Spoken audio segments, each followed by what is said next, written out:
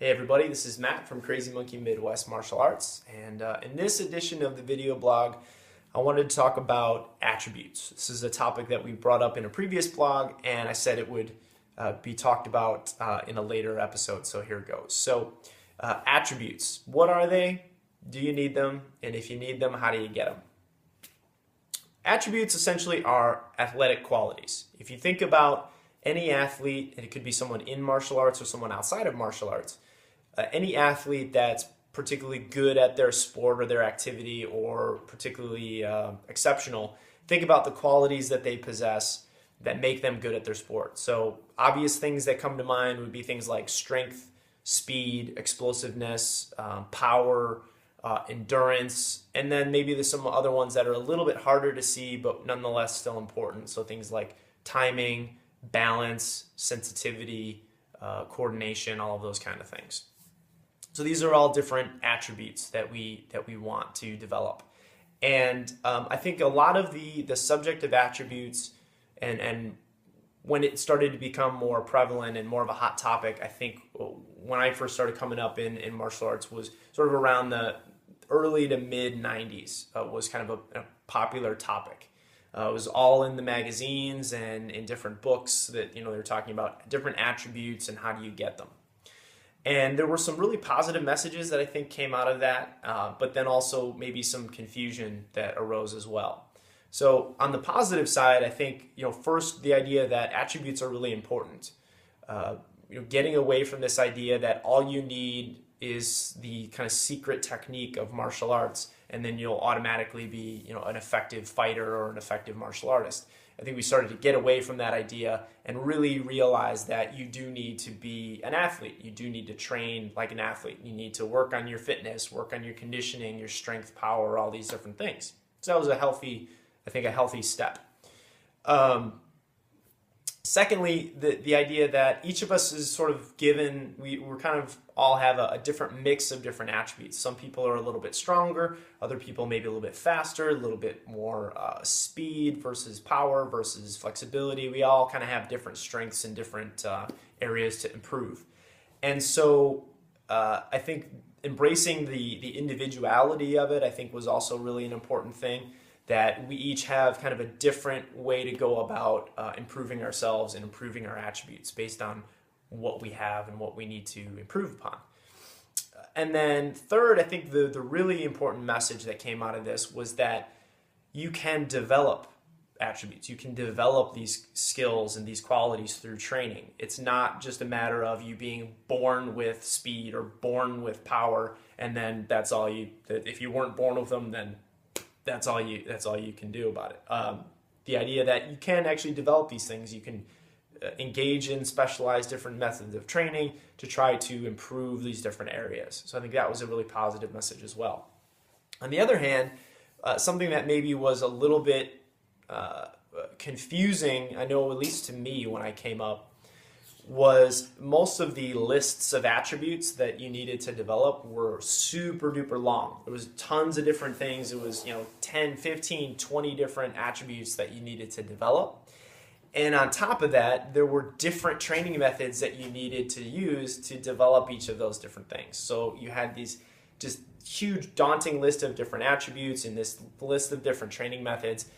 And I think two things that come out of this, two questions that arise out of this that I want to help you answer is, one, how do I manage my training time around all of this? Assuming that it's important for me to develop all these different qualities or to develop attributes, how do I do that? How do I manage my training time around everything else that I need to do? And then second, what do I do in the meantime? While assuming that it's going to take me a while to develop different attributes, what do I do in the meantime? Does it just mean that I'm just going to suck at martial arts until eventually I develop enough speed and power and endurance to be good at it? What do I do in the meantime to try to be successful in the short term, presuming that it's going to take me a little bit longer to develop attributes? So those are the two questions that I want to talk about. I'm going to talk about the first one today. The second one we'll save for next time. So how do I manage my training time? How do I approach this whole thing of developing attributes so that I'm not spending 20 hours a day in the gym doing all these different things. Remember what I said in an earlier post was the less time you have in training, the less variety you can afford in terms of the types of training methods and the number of different things you can focus on in your training. So presuming that you don't have all the time in the world to develop all these 20 plus different attributes and use all these different specialized training methods to do it, how can we do this in a simple, straightforward way? And what I do is I focus on really only 3 attributes that you need to develop in order to be effective. And I think if you focus on these 3, one, you'll realize that you can actually fit it into your training and you can develop these things.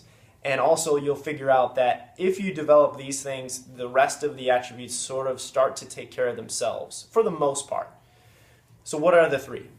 The 3 attributes that you need to focus on developing are mechanics, timing, and fitness. So what do these actually mean?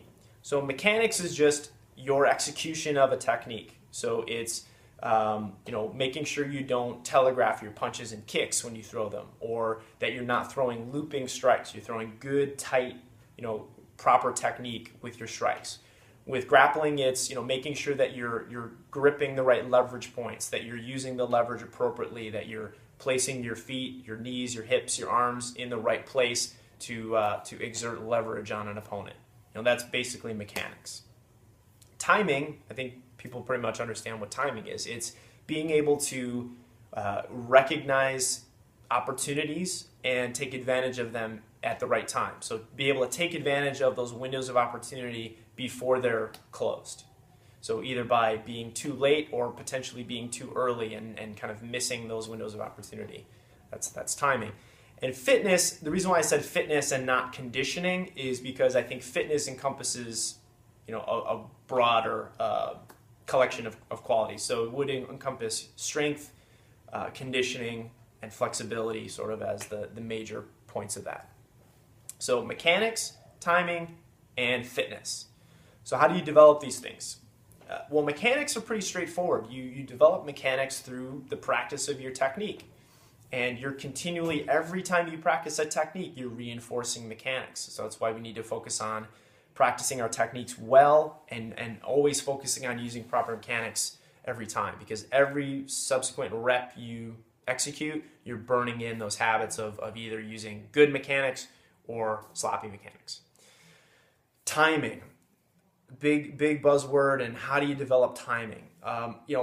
Presumably there's lots of different ways you could develop timing, but 2 ways that I know for sure work are sparring and drills that are sort of isolated sparring.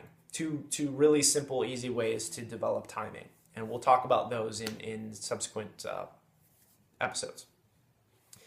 And then fitness, how you develop fitness is one way that you develop it is through the practice of your mechanics and your timing. Through the practice of your techniques and through the drilling and sparring that you do, you're going to develop some fitness as a result of that. Particularly, you're going to develop your conditioning. You're going to develop some endurance as you spend time working on your mechanics and working on timing. You don't necessarily need to devote a ton of time outside of martial arts to developing your fitness. 2 kind of low-hanging fruit qualities that I think you could do well with some supplemental training are things that are difficult to develop within martial arts. One is flexibility or mobility, and the other is strength.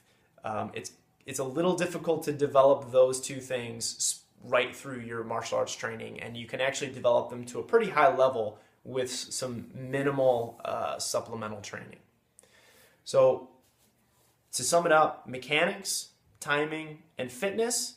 You develop mechanics through practice. You develop timing through drilling and sparring. You develop fitness through your practice and drills, and then also through maybe some supplemental stretching, mobility work, and strength training. So hopefully that helps cut through some of the confusion for you about how do you develop attributes.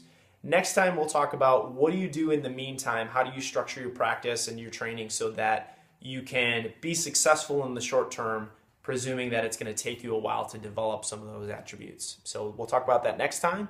For now, thanks for watching and best of luck to you in your training.